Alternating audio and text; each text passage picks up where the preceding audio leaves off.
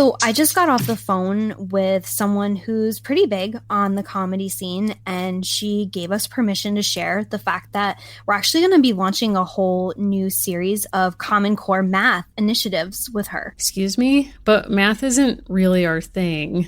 That's what's cool. It's not really her thing either. She's actually come up with an entire system of how to measure the world, including social distancing, in Molly, Kirsten, and Samantha dolls. That sounds right up my alley. As she says, how big is a football field? I don't know, 2 weeks? You tell me that a football field is 100 yards long? That's, what, 2.5 weeks? But if you told me that a football field was 200 Kirsten dolls long, now you're talking sense.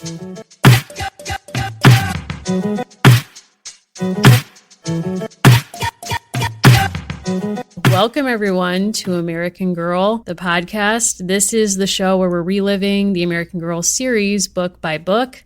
I'm Mary. I'm still Allison. How are you, Allison? What's new?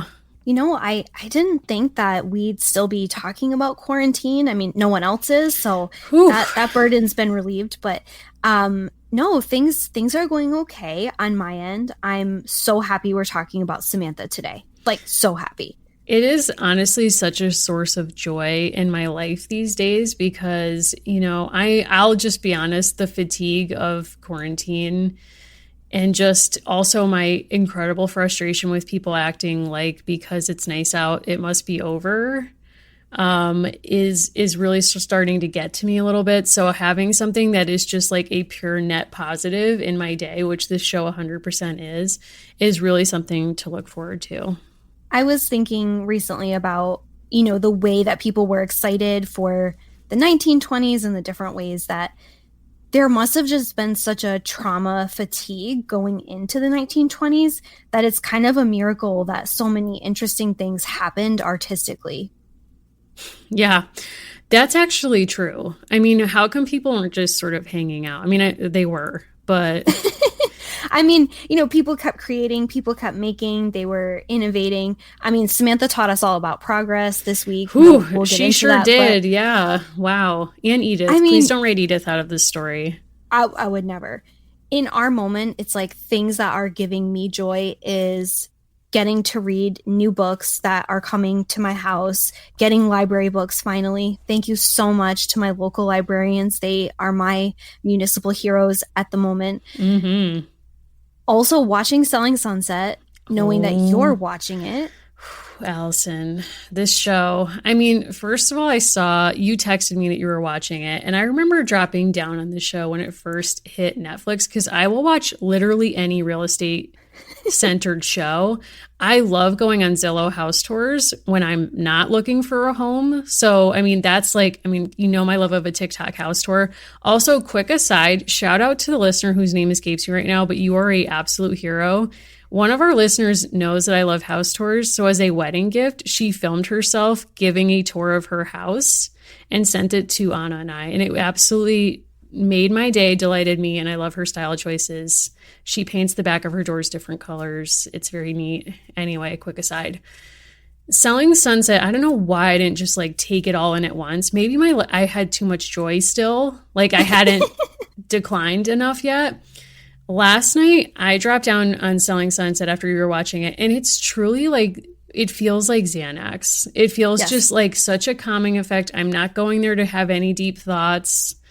I don't think they're going to have any deep thoughts, but it's like, what is the appeal of this show? What is it doing to us?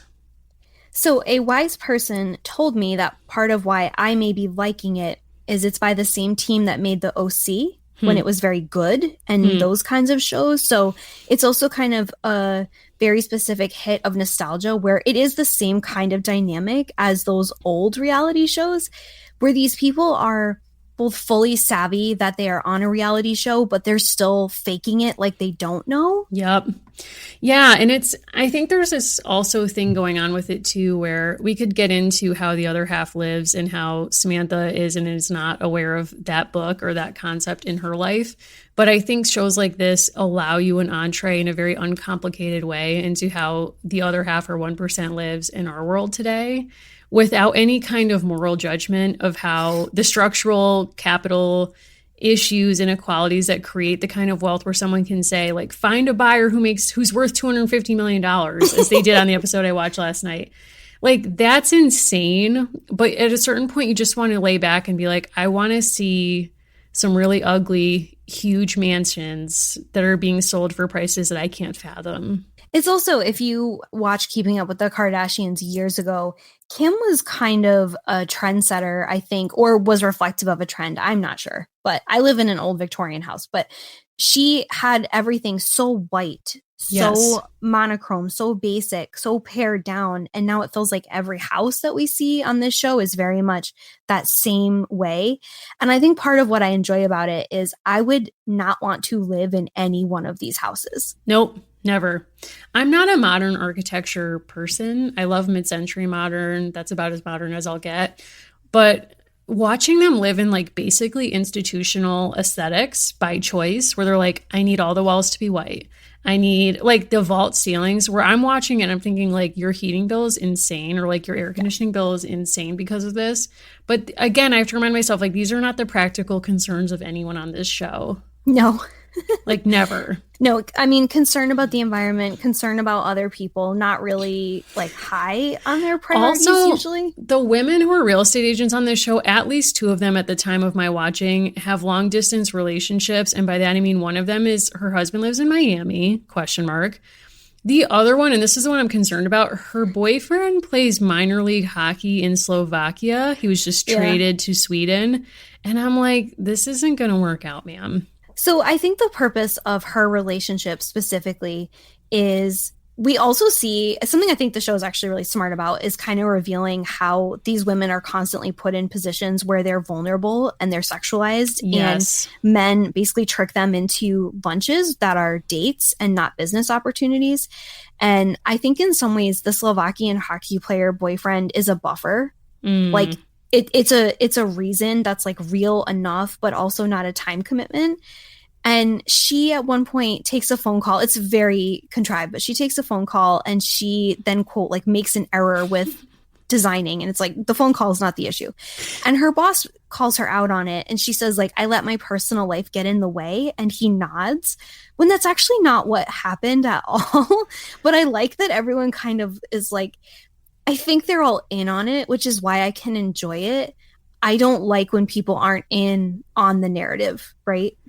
Yeah, I agree with that. Also, their workspace is such chaos. And it, like I just said to you off air, like, open floor plan is one of the great tragedies of the 21st century that no one wants to talk about. But that's deeply how I feel. They're all working in one room at these, like, you know, looked like reclaimed hardware desks or tables, basically. And they have laptops that clearly, like, probably aren't even turned on for all I know. Yes. But it's like the chaos of being in an open floor plan workspace. If anyone out there has this experience, it is such a nightmare because everyone is hearing everything you do and you can't. Now, it works for the show because when the hockey boyfriend phones in, everyone's like, ooh, like, what's going on? And you obviously already know because you've heard both sides of the conversation. But to me, that is my absolute nightmare. Like, I need to be able to close a door. Like, in a work setting, on a group trip, there needs to be a moment when I can say, if I need to shut a door, I'm shutting a door. And maybe that's just me. I don't know. So years ago, I was looking through these like early 20th century sources of like women who worked in factories, but who worked in secretarial positions, right? In this community near where I live. And they would often feature like photos of their workspace. And it was pretty much one big room with a bunch of wood tables. And then each person had their own, like some of them were doing like rudimentary accounting and others were doing typing. And I only say rudimentary because they would not get hired to do like the higher level jobs, which they were probably capable of. But this is what they're doing at their desks. And there's always like two men near the front of the room who seem to be mostly watching. And that's actually the same dynamic on Selling Sunset. Yes. And there's a very funny scene where Christine is talking about things that are not work. And then Mary, who kind of is always like, I think she kind of brings the room down, but that's okay. Yes. She says like, you know, maybe we should get back to work. And then Christine affects a kind of like fake Dickensian accent and goes into Oliver Twist. Sir, I'm so sorry. We're not talking about real estate, sir. Please don't punish me. I'm so sorry. And then she pretends to be typing. And it's just a very funny scene of like what these people have and have not internalized, because they've deeply internalized like a troubling work ethic and like consumption ethic. Yes. And at the same time, they're very absurd and funny, or it wouldn't be worth watching. Well, as I told you, I epically failed trying to take a screenshot on my phone to send to you of Christine basically saying, I'm so tired of having to filter myself and apologize. And she was actually talking about a situation a conflict she engineered. Like, I think rightfully so, but she was like, I don't understand why everyone is having conflict with me. And it's like, well, you did start this fight, like very overtly, but she's the hero of the show to me because she just says stuff that is so out of pocket, but is so real. Like, she goes up to Heather, who's the person with the hockey boyfriend, and basically says, like, you and I are not friends. And she doesn't say it in a mean way. It's like she's saying, my hair is brown. Or my hair is blonde. She's like, you and I are not friends. And that Both person. are true. Both are true. Both are true. Heather responds by saying, but no, we're not friends, but what have I ever done to you? And like I said to you off air, that was such a stunning revelation of how she misinterprets what friendship is, which is like, just because you don't have a problem with someone doesn't mean that automatically makes you friends. No. Like, it's a mutual choice to spend time together and, like have some kind of relationship. Instead, she's basically like, by default, I have like 100 friends because I don't have a problem with 100 people. And Christine was like, no, I don't think so. I love them a lot. And I think it's an interesting show about like work dynamic, about, like I said, kind of like the way that they're supervised or not by these men whose like own roles are sort of unclear. I chuckled when they had a morning like get together, and it was like, our goal is 200 million. We need to clear 200 million in commissions, which is like a cartoonishly evil goal, but is also probably real. It's probably real, and yet like the best these men can do in terms of sartorial choices is wearing like a leather blazer a la like Ross Geller circa 1998 with an untucked button-down shirt. Like, I'm sorry, that was an assault to my senses, and there should have been some kind of warning. Like, I'm just saying, I don't know, I'm just saying. It's so cartoonish. And like, we started our week by me making you watch episode 1 of Mariah's World, which I will not apologize for, but like, nor should you. That's another show that's like cartoonishly over the top, but it's like, that's kind of what I need in these times. And Sweet Magnolia is like cartoonish in a completely different direction. And that's also been something that I took in that I never thought I would watch in a million years because it's insane. But there's something about that show that's just so like calming. It's like, you will not be required to use one brain cell as you sit through this program. No, and it sort of reminds me of, kind of another similarity. I've become very interested in like the tightness of celebrities' faces and the degree to which like they have engineered a tightness that is not possible past like one's entrance into the world as a newborn. Sure. But I find like what's interesting about that show, they're kind of like upper middle class successful people, but I could picture them at an Ann Taylor. Like, they're still kind of achievable. They have relatable problems. That show is like definitely worth your time. It's sort of like a comforting novel, and it is based on a novel, which I've heard is very good, but it's sort of like a Fanny Flagg experience. It's like if Debbie Maycomer attended one Obama rally. That's what Sweet Magnolia is. It's like a Hallmark movie show, but slightly more risque because we know that they have sex. We don't see it, but they'll talk about hooking up with people they're not married to, which is verboten on Hallmark. I think also there's a gay character, which is also not a Hallmark situation. But well, it's a town that is both remarkably diverse and a town where no one has anything to say about race, correct. Which also means that there are underlying problems which are not part of the show. If your town hall was a Chili's. Yeah, that's the show. That's this show where they're like, yeah, there's a lot sizzling, both explicitly and under the surface. We won't acknowledge either thing. The main character to me is not interesting at all. And I won't even go into this, but she was on Reba. I do want to know if her husband like bought her this part. I don't have the research notes for that.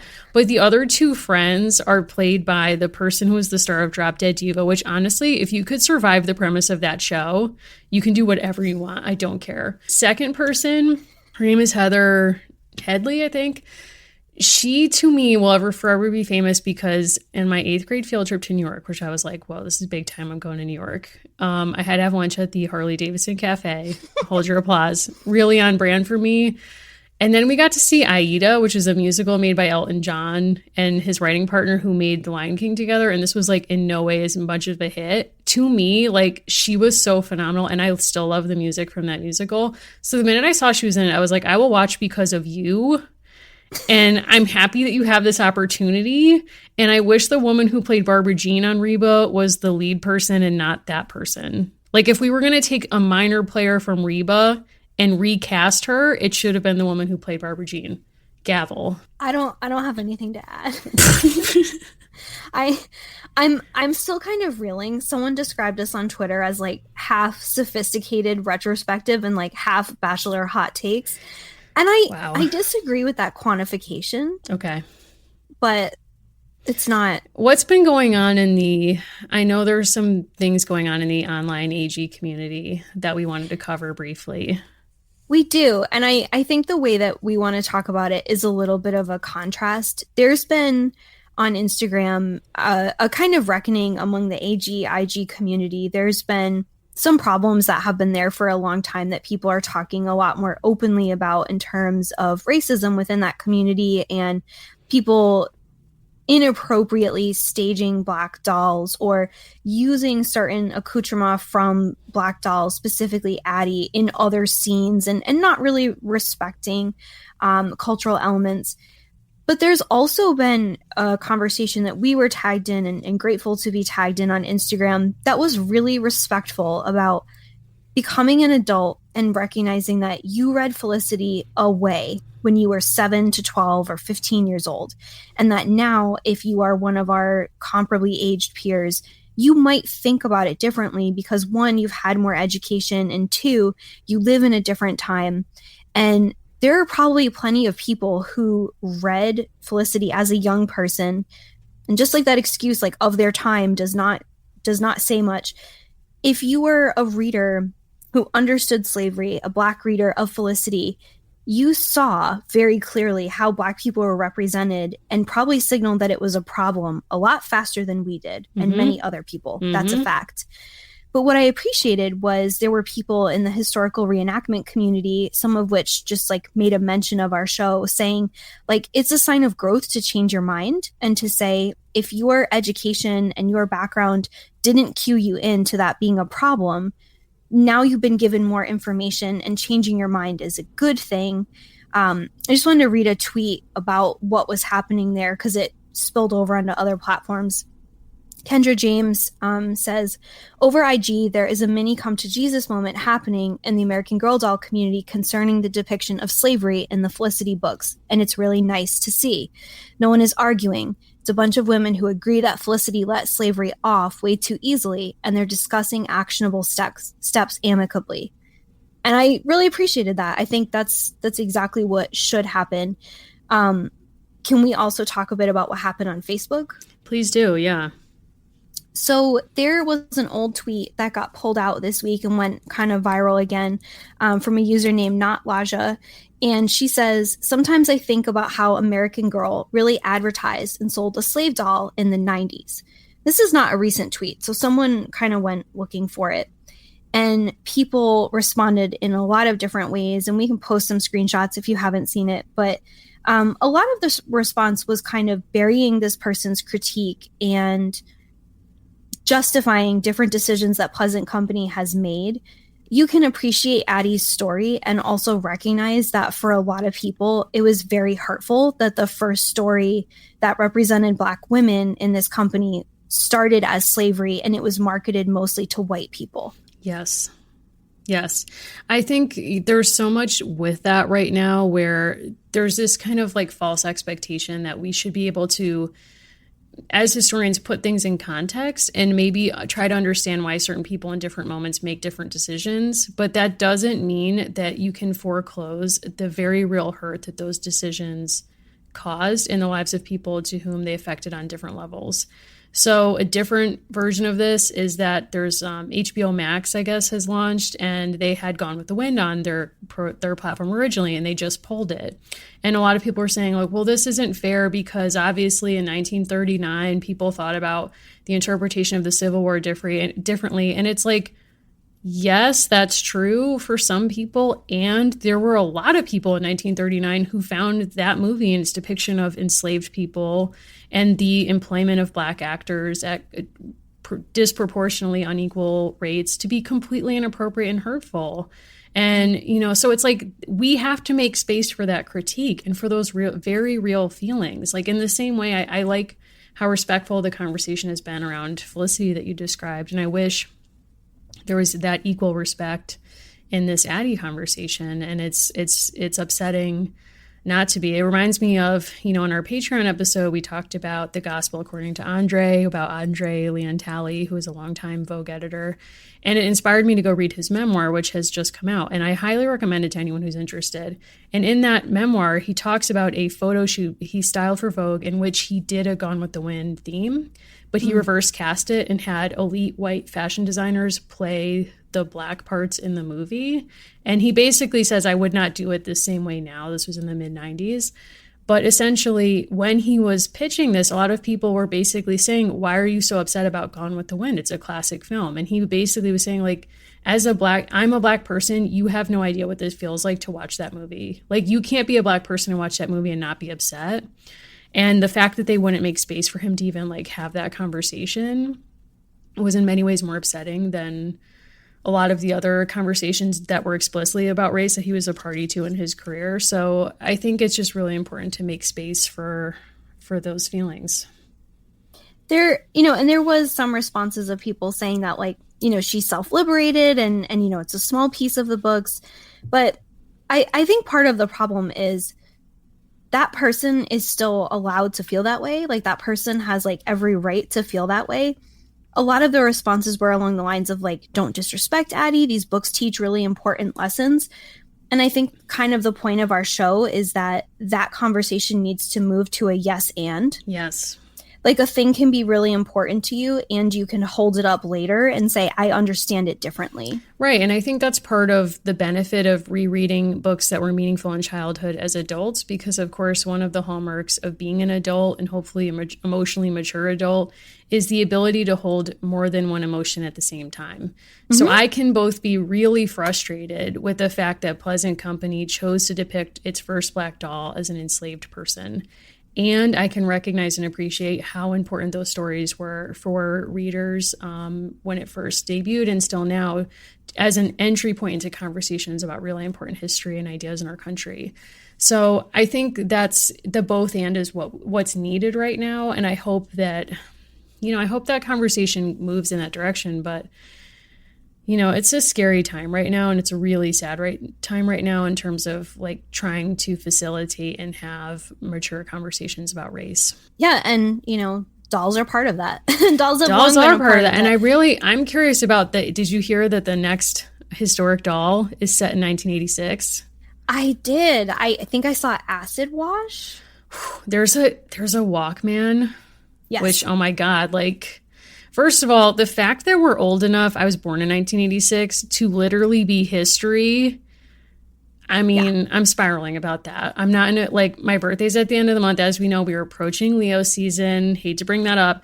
But, when you see yourself kind of as a historical artifact, like, that does do something to you, because in my mind, these dolls were in a very distant past, and now it turns out it's not that distant. But Not anymore. Not anymore. But I'm fascinated to see what kind of stories are we going to get of the 1980s, and is there going to be a pressure to work in kind of super or meta storylines or themes from the history of the 1980s into this doll's life? The distance from Molly's time to the creation of Pleasant Company is about the same as this doll to our present moment. No, I can't sit with that. They're smart, and they also know that the generation that still maintains some of the most intense investment, this is like their birth year. Yeah. So it works on many levels. But it's like, this could go sideways real fast, because if we get any kind of like pro-Reagan stuff, yeah, I will be disappointed. But it's also like, how do you work in AIDS, which was a major defining moment in our history in the 80s, and not have it be like subtle like a freight train or handled in a really tone deaf way? You know what I'm saying? And it's like, but then if you avoid all of those super topics, are we then going to get storylines that are like, her learns a lesson is like basically taking the plot line of don't tell mom the babysitter's dead or Weekend at Bernie's? Like, is that the kind of lesson we're going to learn? I don't know, but I'm ready to talk about what Samantha learns. I think we have to. I think it's time. Before we jump right into that book, though, I just want to make one announcement, which is this month, our Patreon episode, we will be talking about the brand new, speaking of the 80s in 1986, the brand new Babysitters Club series debuting on Netflix. So we will be likely live tweeting the first episode, which we'll watch together, Allison and I. And then we want to invite our patrons to join our Discord channel on a date that we will announce very soon on our social media to watch the last 2 episodes together. So there's 10 episodes, 9 and 10 are part 1 and part 2. We're going to watch them together on our Discord channel. If you joined us when we watched It Takes Two, you'll know that it was a really fun event, fun night.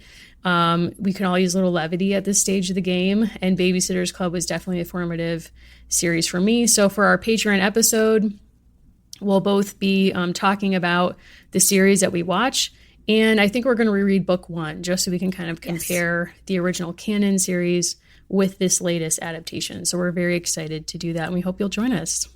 I can't wait. All right, so without further ado, let's get into learning a lesson with Samantha.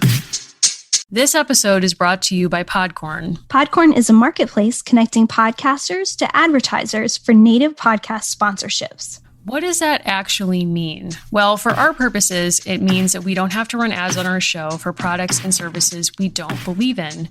We take this community really seriously, so we've in an ongoing way been trying to match with products that actually meet our mission and our values and are things that we're proud to support. So Podcorn has been a really wonderful service where we've been able to log on to their site and find a bunch of advertisers who want to work with us that we're excited to work with as well. If you're a creator and you're looking for brands that you might want to work with, Podcorn is a great option. They have a marketplace mission to give podcasters transparency, creative freedom, and control, and you never give up exclusive rights to your podcast. Click the link in our show notes to learn how to sign up and to learn more about Podcorn. That's right. So just head over to podcorn.com and get started today.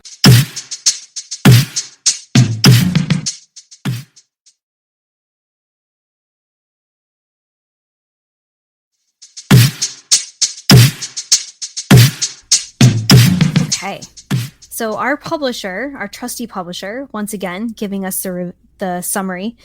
Samantha attends Miss Crampton's Academy, a private school for proper young ladies. Indeed. Samantha wants to win the gold medal in the speaking contest, but she's worried about Nellie, the poor servant girl who has become her friend. If she can teach Nellie to read, maybe the boys and girls at school will stop calling Nellie dummy and ragbag. Oof. That's not okay, but we'll talk about it. Samantha sets up a school in Grand Mary's tower room and becomes Nellie's teacher. But Nellie teaches Samantha some very important lessons, too. Wow. Both books have really made me laugh and just really think about a lot of different things. I'm really enjoying this series. What did you think of this book, Allison?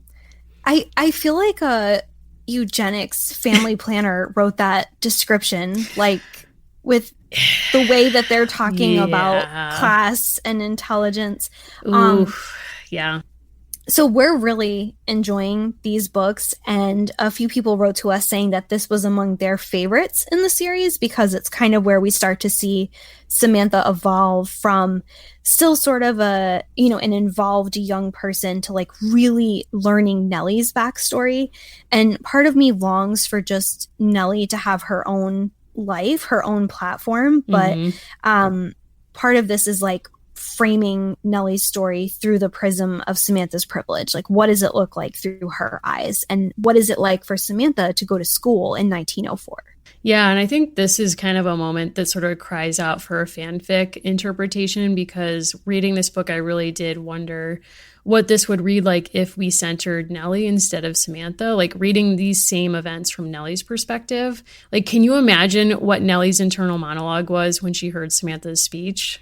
Yeah, so that summary really does not tell you what goes on in this particular book at all. Much like the first book, many plot points all over the place. Yeah, wild. Samantha attends Miss Crampton's Academy for Girls, which is basically in a large house, and it's a very small school. It's mostly like elite children like Samantha and Edith, who we'll get into Edith.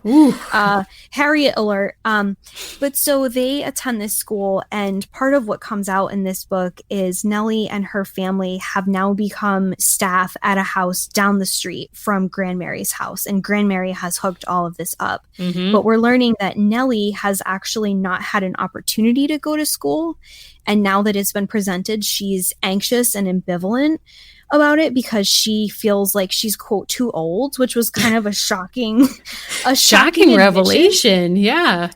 We talked about this off air, but kindergarten was still barely a thing for people at this time. Right. So the notion that between 8 and 10 years old, she's far too old to start school is not real. Not real. Nope. But she's anxious about it, and she kind of has good reason to be, because children mock her for not being where she should be in the schooling system. Right. And the lesson she ultimately teaches Samantha is about why she wasn't in school, right? Her life as a factory worker and why that kept her outside of public school. Yeah, and I think it also kind of asks Samantha to be more reflective about, you know, the kinds of narratives that her education is providing her, both about her own life and her expectations for her life, but also about what's really going on in the world that she finds herself in, because she's involved in a speech competition at her school. And this to me rang many personal alarm bells because, you know, we've all been involved in these speech competitions. Allison, I don't want to get into this, but like we both were in the Dare competition, for those of you out there who know what that is. That was a rough time for us all. But also like thinking about being in like plays when you're that old in school, which again, even more traumatic for me, won't get into it. But, you know, and thinking too about when I read the scene where she gives her first speech at her actual school before she goes to like the finals, so to speak, at a different building, maybe could have been the town hall. It reminded me of, I know you haven't seen it, Allison, but the 1980s Anne of Green Gables is the canon version to me of adaptations. I will not engage any others. Megan Fellows deserves whatever the Canadian version of the Presidential Medal of Freedom is. But there's an incredible scene where she recites as Anne, the highwayman, in front of a group of Victorian ladies wearing outfits that jump straight out of the Samantha illustration. So if I went and watched that clip because to me, it brought me back to like that spirit, which is like women from a kind of privileged position, either reciting poetry to show off a certain kind of skill that they'll never be called on to use except as like after dinner entertainment in their adult lives. But here we have Samantha actually being asked to research and write a speech on progress in America. That's the theme. Yikes. Yes. And so they give examples on page 28 of what they might mean by that. And these are the examples given by their teacher, Miss Crampton, which I'm like, that's a weird name for a teacher. It's like, does she give you a cramp? Like, there's been a lot of weird naming conventions in this book, but yes. So she says, think of all the inventions that have changed our lives: the telephone, the steam engine, electric lights, and so many more. Talk to your parents and read books to get ideas. So she casts about for different ideas. That's where things get really wild for me because she talks to Grand Mary, who like predictably, now we've said this like maybe off air, but we can't age this woman for like this woman could be 45. She could be 60. Like we have no idea. Would love to see a birth certificate, but she's like, things aren't as great as you think they are. Like she does the classic older person move that's like narratives of progress aren't real, basically. she's like, telephones, I guess, like if you need your maid to call the store, or if there's like an emergency and you need to call the doctor, like I guess that's fine, but things aren't all what you think they are. And then she talks to the maid. I forget what she recommends. The butler, Hawkins, he brings up factories, and he basically says you can make a lot of things more cheaply. It's amazing. Then she takes it to Uncle Guard. Now, my one critique of this book is that we do not get nearly enough Uncle Guard.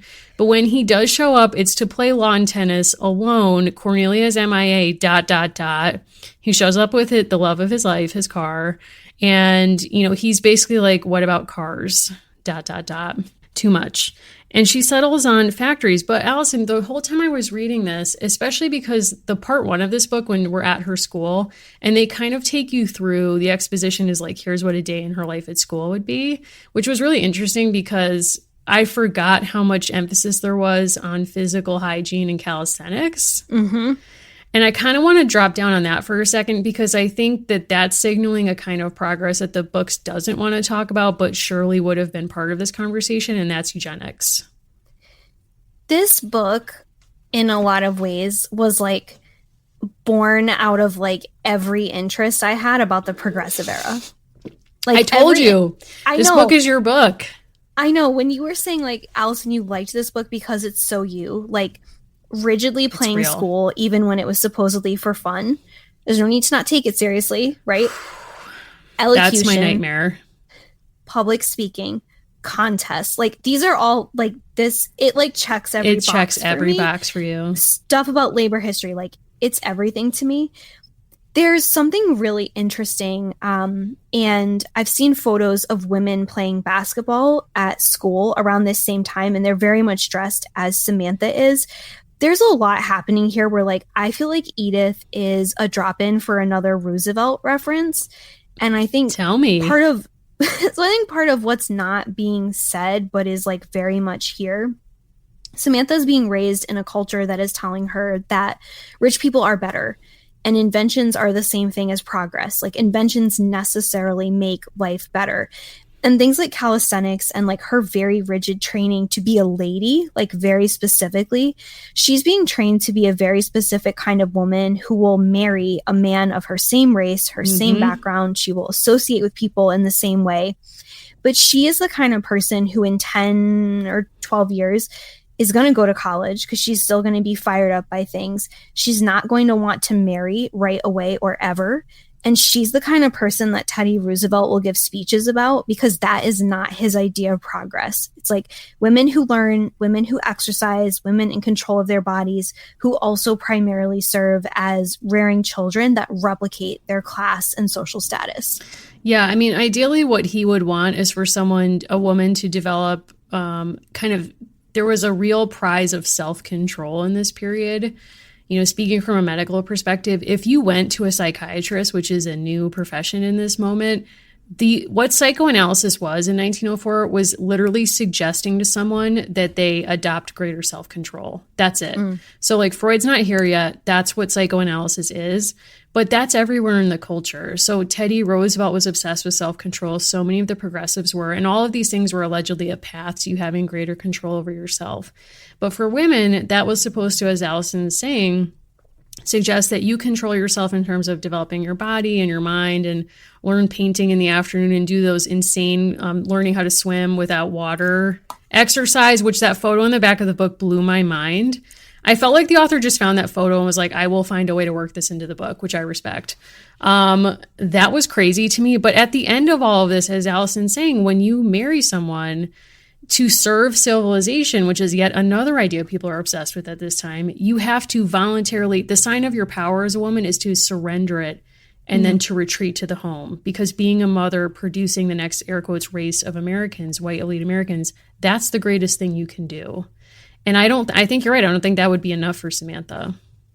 And it is subversive. Someone wrote to us and was saying that, usually the trajectory is like getting to go to school, and we're joining Samantha while she's already in school. And the lesson is something that her classroom environment, her teacher can't teach her. Her lesson has to come from another person. It's also so interesting to read that right now through the prism of we're in a different place as a society and people saying it's not the burden of the oppressed to teach you how you should not be an oppressor, right? Like that's actually not a burden people should have to carry. The knee bends sent me. One of the first things, so this is where I knew I was like, I'm becoming a Samantha convert. I'm not one, but I'm becoming like a, you know, as someone mentioned to us on Instagram, a Samantha. Ooh, I like that. So something I love, and I find this passage so haunting. I did a terrifying rendition, maybe not terrifying.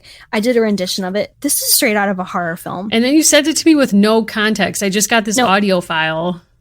Okay, proceed. Something pokes Samantha in the back. Samantha jumped slightly, but she didn't look up. She knew the signal. It was from Helen. Okay, so Helen is passing a note with a naughty word, which we'll get into in a minute. But like out of context, it's like, is Samantha a hostage? Yes. Which I love that they start there. So the bad word is she says like, what in the Dickens? Yep. Love it. I want to cut a little bit early to a Goodreads review that like really spoke to me. Jennifer gave us reasons to read and reasons not to read this. She calls this a simplistic and flimsy plot, which sure. But then possible objectionable content. Use of the word Dickens. Children passing notes in school behind teachers' back with no consequences. Whoa. Mention of injuries of children working in factories. It's like, these are not all the same. I don't understand what any of those objections are about. Like, is Dickens still considered a swear? Like, she wanted a content warning for But even Dickens. Samantha's like, it's almost a swear. Right, and that was 116 years ago. Right, so I'm like, what's happening here? I also loved, so the opening part is she's saying like, what in the Dickens? And they're supposed to be learning what La Gorge means, translating French to English. And it means the throat, and then they get into the speeches, and it's like all very nicely tied together. And I was like, that's what this book goes for. That's true. I think it's like triggering for you too, because one of our core differences as people is like, I really love gym class in school and you were absolutely traumatized by gym, or like you do not enjoy gym class. Like I loved playing sports growing up. So for me, it was like, when's gym? Can't wait. Let's do it. And for you, it was an absolute no-go situation. It was a no-go. The speech contest really excited me. There's a like level C character, Ida, who's like, I'm terrified, I have to fake sick. And it was like, just get out. Like, so I love the idea of the speech contest. I love where they take it to. It got me investigating what is real out of this story. And it's very much, again, in the vein of Kirsten. The Mount Bedford Ladies Club is not exactly real, but Mount Bedford is modeled on Mount Kisco, New York, which is 50 miles north of New York City. And these are all based on real places. They are just not themselves real places. Okay. I felt like you needed to know that. I appreciate that. I do appreciate that. I think it's interesting that they kind of give all these young girls a forum to speak their mind based on original content. Like, I have something I want to say. And then basically 10 years from now, everyone's going to be like, Samantha, that's cute, but we're not really, we're not super interested.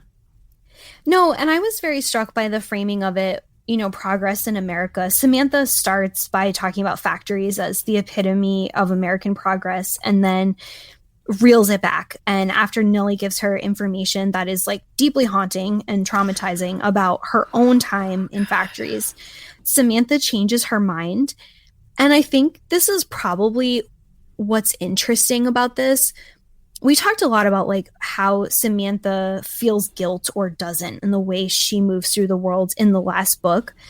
I can tell you for a fact, most people do not fundamentally think of factories as bad places. They do not think of even the oppressive work that they hear about as being in and of itself bad.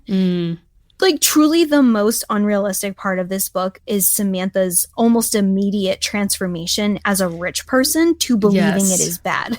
and I think that's a wonderful thing because I think set the bar high. You know? I thought that was I also flagged that. And I thought even more so that Grandmary like immediately was like the person who starts the slow clap when people are so stunned. And she's like, wow, amazing. And it's like, no, excuse me, you're upset by cars. Like, you were upset by telephones. You have shown that you are not upset by clear and distinct class differences. And I think the prospect of child labor also doesn't super bother her, except when it's right in front of her face in the form of Nellie. But I mean, and also there's this fascinating exchange where Grandmary says to Samantha, like, Samantha gets teased by Edith, who is sort of like the Harriet of this book, about the fact that she's publicly seen playing with Nellie as an equal. And Edith and friends basically say, like, you would play with a servant girl, like, that's so inappropriate, it's so wrong, and really echoing like really strong values of the time. So Samantha is understandably confused by this, and I think Grandmary doesn't help because early in the book on page 9, she has the grumpy maid tell Samantha, like, you have a friend waiting in the parlor. So she calls Nellie, Grandmary calls Nellie Samantha's friend. Then by page 34, after Samantha gets teased for being seen with Nellie, and she's genuinely confused by this, she says, why isn't it wrong for me to play with Nellie? And Grandmary says, like, you're not playing with her, you're helping her. And that's an important distinction. Mm-hmm. And I found that really fascinating and a really interesting way of kind of articulating in a way that kids maybe could appreciate or not, but at least putting it in the terms of childhood interactions, that these are not equal playing fields. Like, literally, they're in completely different trajectories with different expectations. So I think that's what makes it weird when Grandmary is like, obviously, like, child labor is wrong and, like, shut all this stuff down. Like, that just didn't super ring true. Like, I'm happy they did that, but it's like, that didn't seem realistic. There's a really deep tension in this book, too, that is very much reflective of the time, which is Grandmary assists Nellie and her family, including her sister Bridget, with basically getting new jobs, right? And like relocating them and having this new kind of situation. So she's not just handing them enough money where they could not work and be children, but she is fundamentally okay with it because it's their mode of survival. One of the real points of friction right at this time was the challenge over children in agricultural work, children in what they called homework or piecework. And there's a lot of books on this which show that people who were financially very vulnerable, who were in like lower classes, particularly in New York City, fought viciously sometimes against child labor laws because they knew they couldn't survive off of only parents working. So it's not as if they actually want their kids to be working. They can't survive unless their children are able to earn an income. And the framing of this, honestly, in The Peek into the Past is really a problem. It's like really a misrepresentation because it talks about child labor laws. I just want to hop there for a second. Even though there were laws that said children should not work, some poor children disobeyed them so they could earn money to help their families. This is like not really true. Actually, in 1904, there are many places where children are openly working and many places where sanctions against child labor are certainly not, they're not just not enforced. They're not the rule at all. And then it kind of like notes the children would fall asleep in school because they were tired and like implicitly shames them. And it felt like such a bizarre perspective. Like children, like have you asked a child to do something recently? Like children didn't just decide they wanted to work. They wanted to eat. Yeah.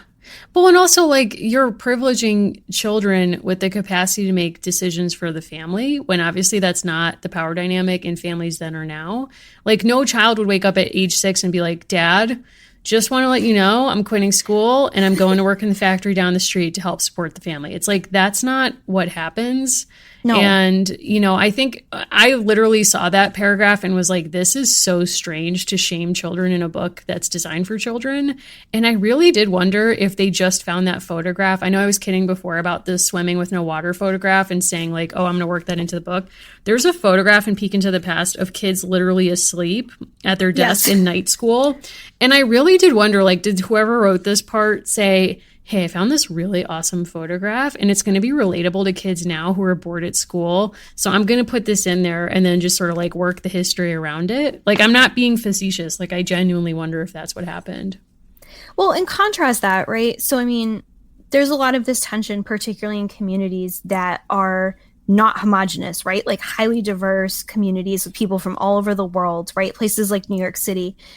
If you look back, Amos was like many grades behind, right? Mm-hmm. And like the community rallied around him getting an education when it made sense for him, right? In this kind of homogenous community.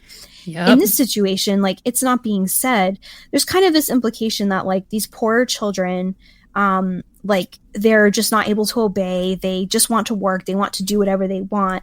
Like in certain communities closer to where we live, this was often Quebecois, French Canadian children.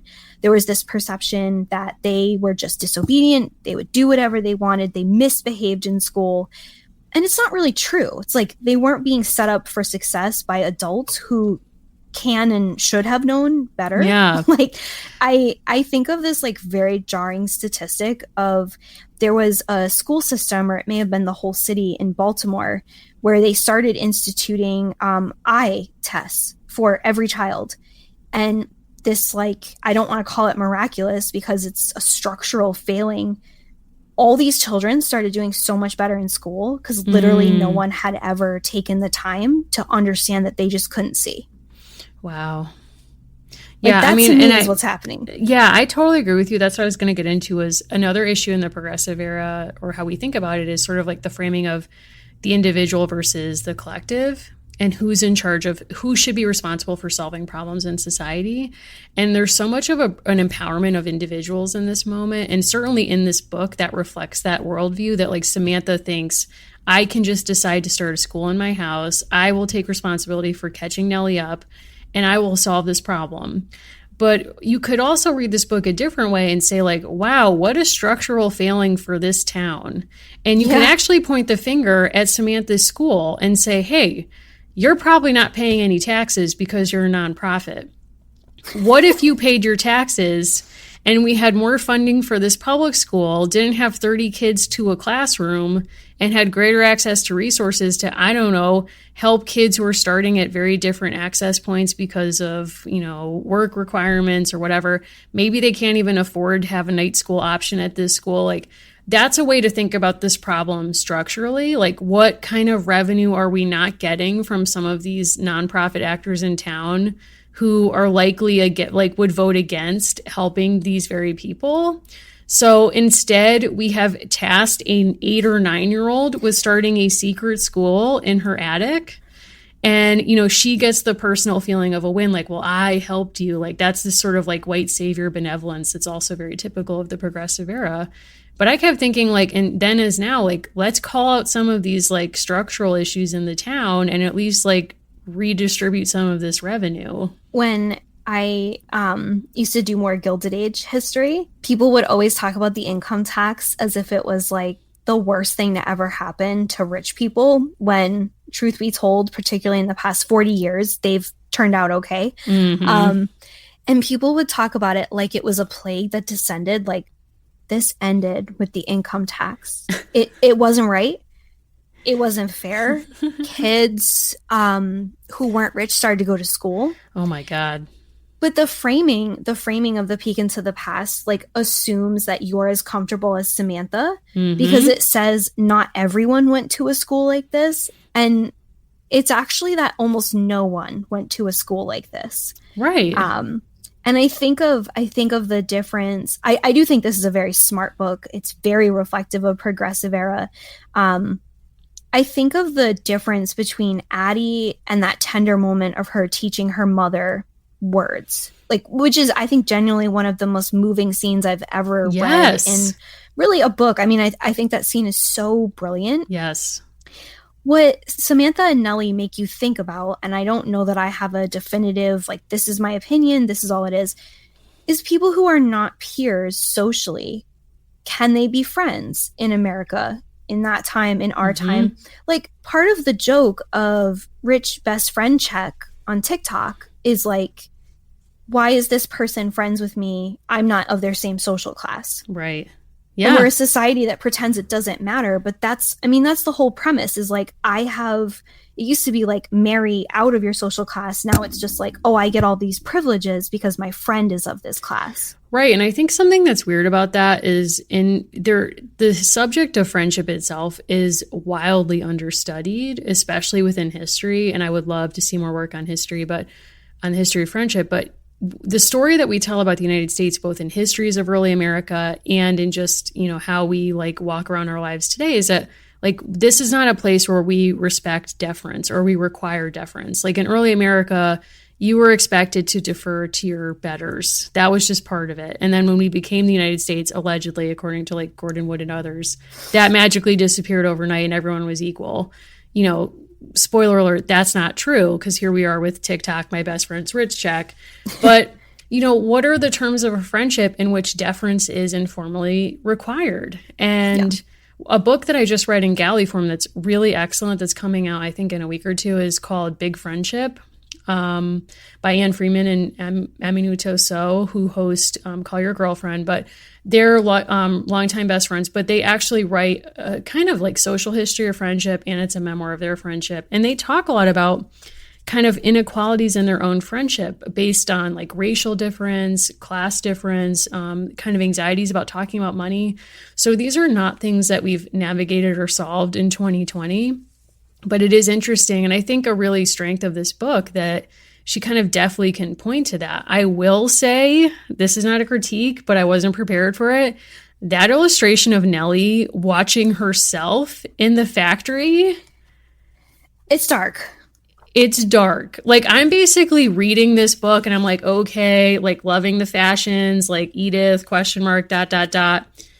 I get to this illustration, okay? And now keep in mind, the major illustrations before this, like Samantha serves some really fierce looks in this book, okay?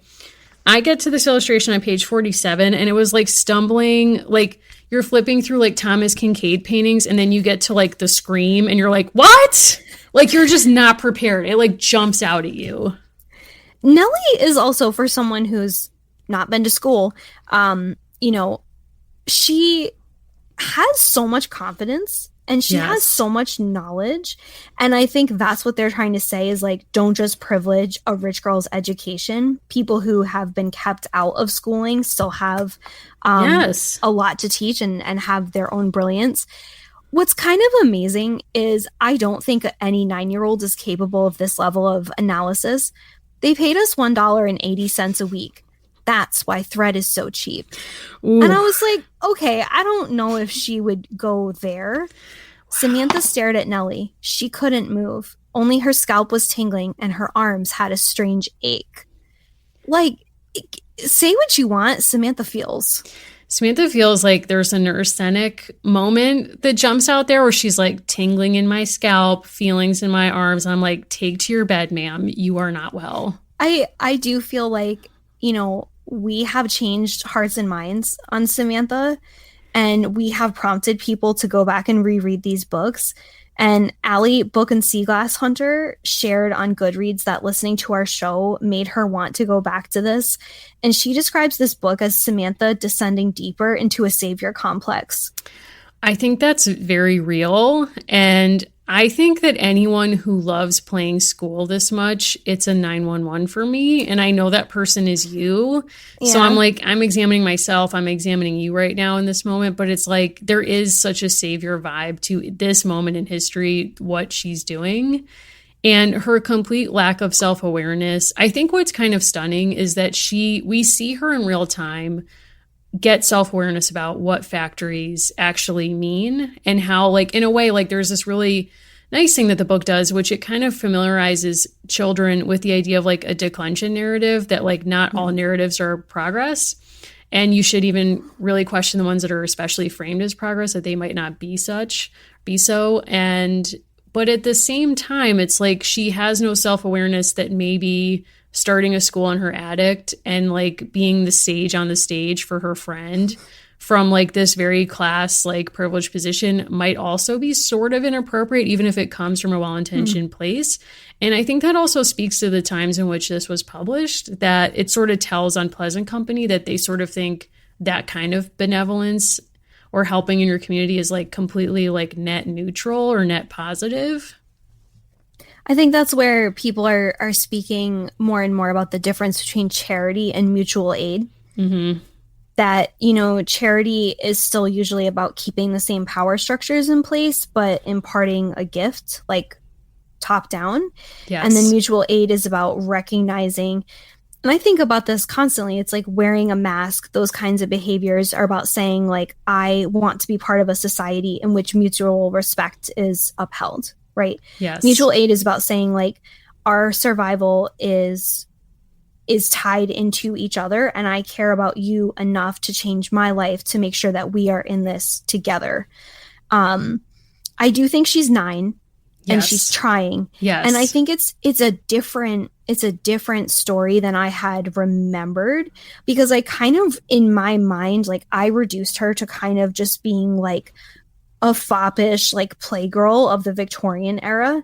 And maybe that's coming in her birthday, but I do give her credit for listening to what Nellie said, processing, and changing her whole script. Yes, I actually That's had hard. a very positive, like, I had the same experience you had, which is I don't fully remember the plots of these at all, but my sense of her was that, she was a bit more self-centered than I think she is. Like, I think seeing how contemplative or reflective she is when confronted by her friend with information that's new and perhaps like asks her to upend her worldview on a particular topic, the fact that she goes away, does that work, comes back and acts differently is impressive.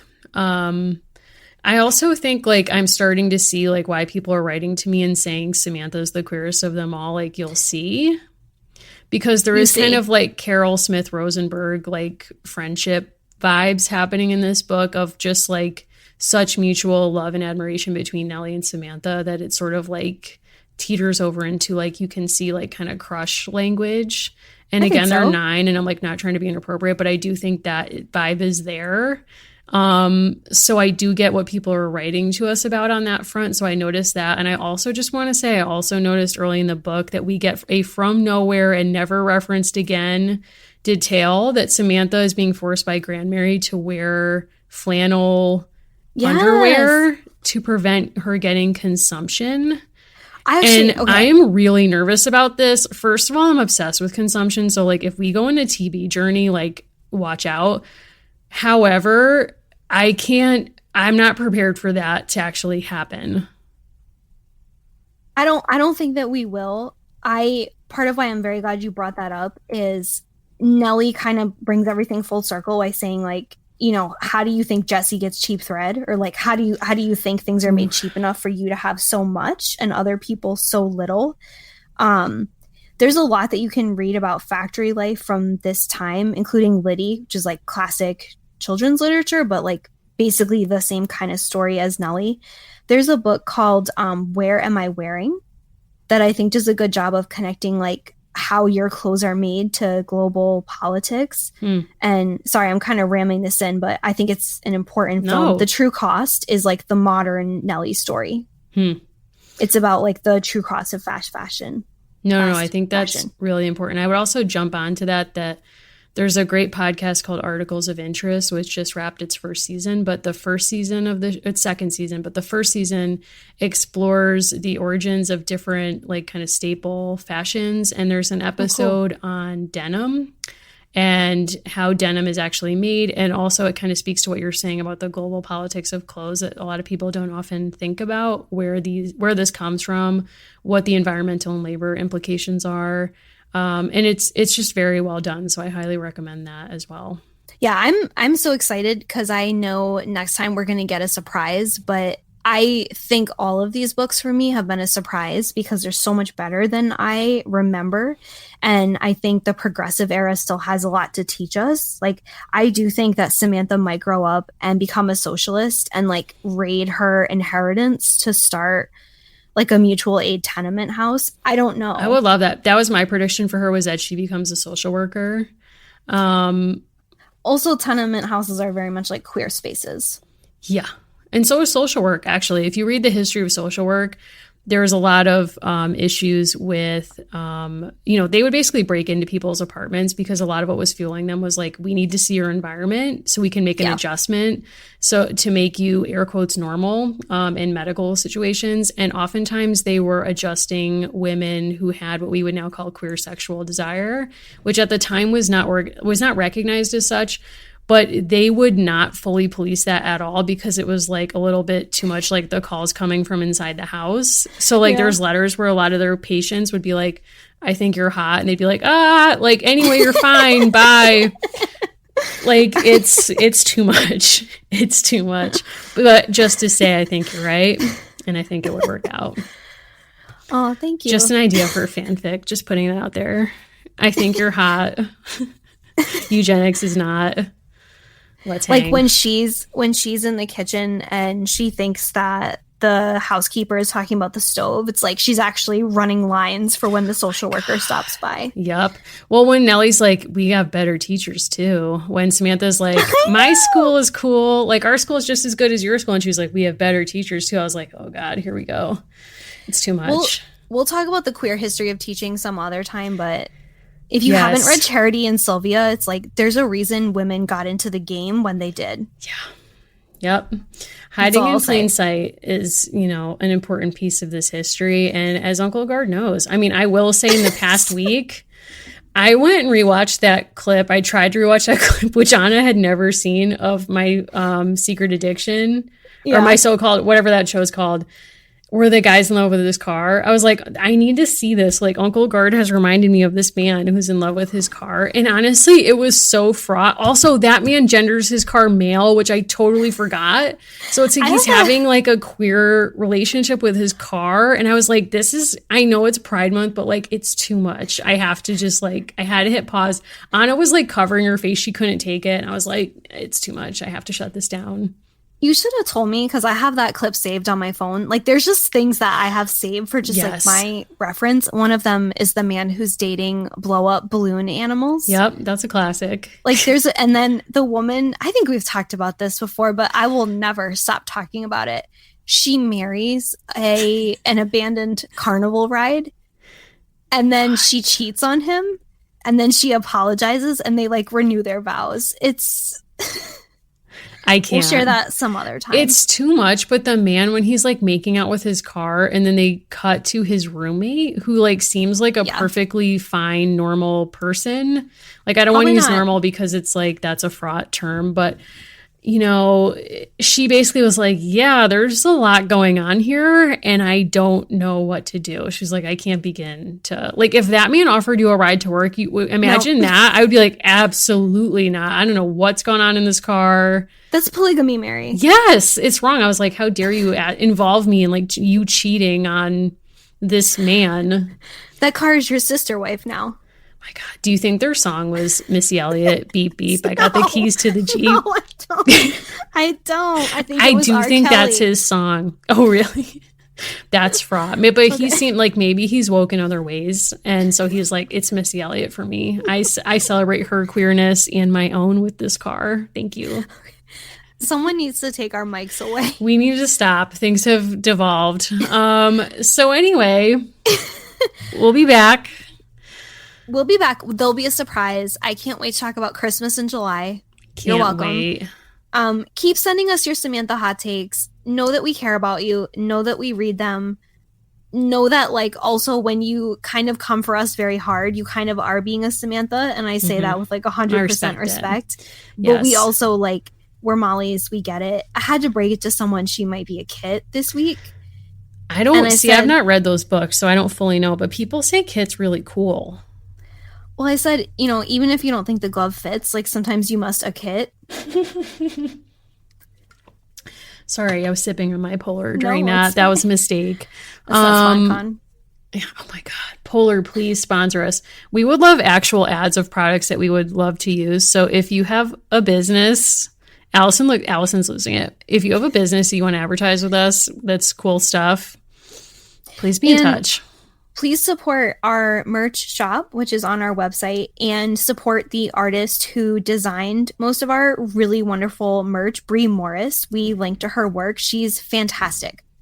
Yeah, she's really, really awesome. She did amazing designs. And for those who might be wondering, we started this process with her when we were just about to start Kirsten. Yeah. So we haven't asked her as of yet, but likely will, to do some Addie designs, Samantha designs, and so on. So there are some things up there on those characters, but none made by Brie, who's an actual artist. So we will be circling back and doing more merch designs as we go on, but that's just where we started and why. So Allison, if people have hot takes, clips that you need to see, theories, want to talk about eugenics, how can people get in touch with you?